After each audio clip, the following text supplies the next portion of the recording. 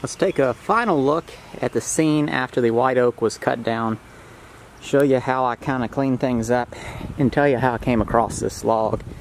So this is the backyard, and all right here, this is where the crown of the tree was laying over into the yard. So what I did is I cut it all up, threw it over into the woods, but the owners told me that somebody, a friend of theirs, wanted some firewood, so I went ahead and cut up all of the bigger stuff into firewood, have that in piles. I cleaned up pretty good.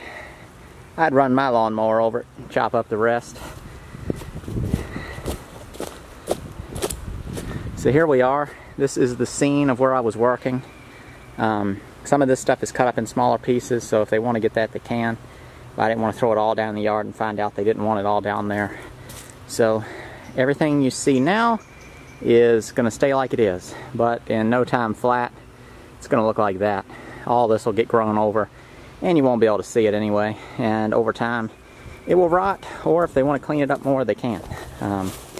So, the scene of each log. This is where the crotch was milled. Another one was milled there.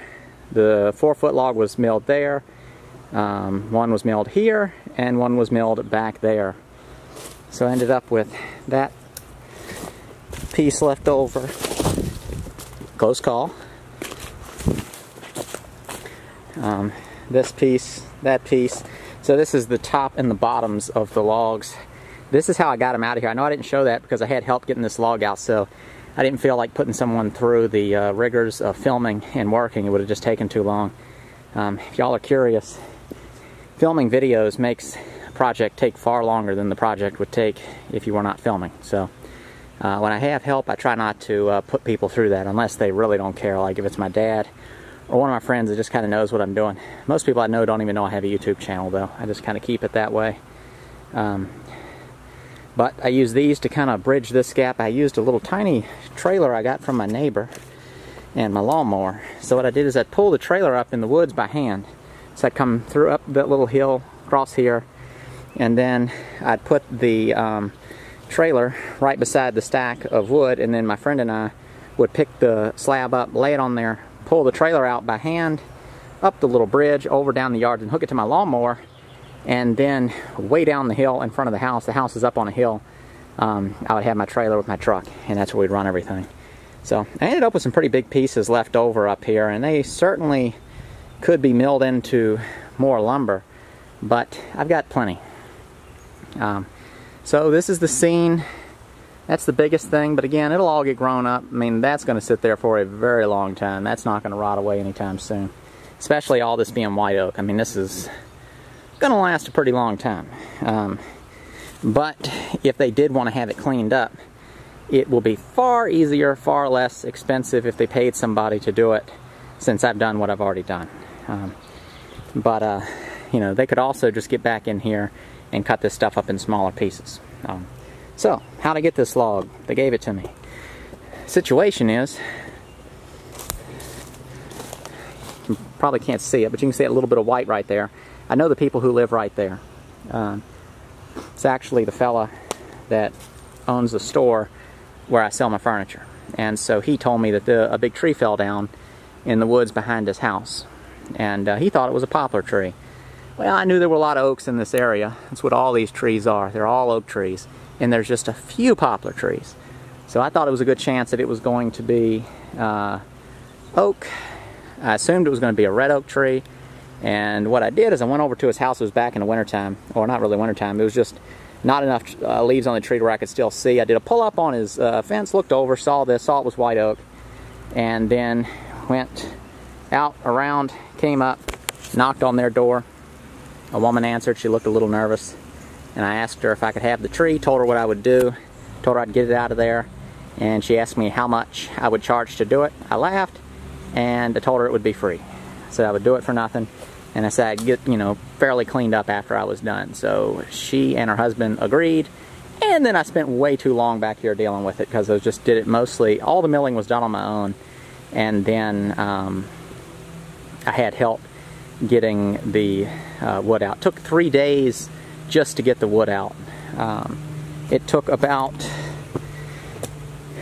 a week to a week and a half for me to mill it. So I mean, but it was done over a span of, really, since the first day I started. It's been about a month ago when I started milling this. So I was kind of doing it here and there. Most of it was all done within a week's time period, but then I had to come back and forth. Then the wood had to sit a little while, but I had the stacks stickered. And so that's that. Looking pretty good. So people ask, you know, how are you getting this stuff in this situation? I just knocked on someone's door, asked them if I could have it.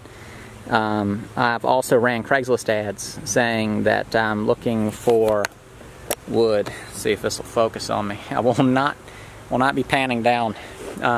Oh, sorry, tilting. Someone fussed at me in one of my last videos about saying panning, talking about doing that instead of that. And so, yeah, tilting. I hope I'm getting it wrong again just to make them mad. But you can just run a Craigslist ad saying you're looking for logs, talk to people, call sawmills, call tree service people, and just say it's what you're looking for. I mean, you're just one person. You're not going to be able to mill but so much wood, even if you've got like a bandsaw mill. So you can get most of your wood for free. If you do run into a tree that you really, really do want, you can pay for it. But I mean, this was a super premium tree, and I paid $0 for it. Now, of course, it was a lot of work. I used over 4 gallons of bar oil, about 5 gallons of gas, sharpening a lot of chains, spending all the time here. You know, I could have, in the time that I spent doing this, I probably could have made 20 farm tables. That is a whole lot of money, you know, when you factor in that when I'm here I'm doing nothing as far as making money. So you do have to kind of keep that stuff in mind. Sometimes buying your lumber is the cheaper route. When I'm chainsaw milling, in my mind, this is the most expensive lumber I'll ever get. But I want the lumber in particular. It's nice stuff. The problem is I'm not going to just be able to go easily buy this stuff somewhere. And of course, it's not easy for me to do what I did either. But I did it. I enjoy doing it. I have the chainsaw mill. I'm capable of doing it. Y'all enjoy watching it. You can let me know what you think about these milling videos, whether you like the how long they are, if they're too long, if they're too detailed, not enough detail. I don't mind doing them any way y'all want to watch them. But I guess that's pretty much it. If any of y'all are doing any kind of milling that you'd like to show me, show other people, send me some pictures through email or Facebook, and I'll try to in the next Craftsman's Corner. I haven't done one of those videos in a while, but I'll try to put those pictures up there of stuff you've milled. Some of you sent me some interesting pictures of stuff that you found on the internet. One was a pretty cool staircase, and it's the whole floor of someone's house was done out of big walnut live edge slabs, and their staircase was made out of walnut, but like they ran the boards up the steps instead of like across. It was pretty weird. So yeah, that's pretty much it. Last look.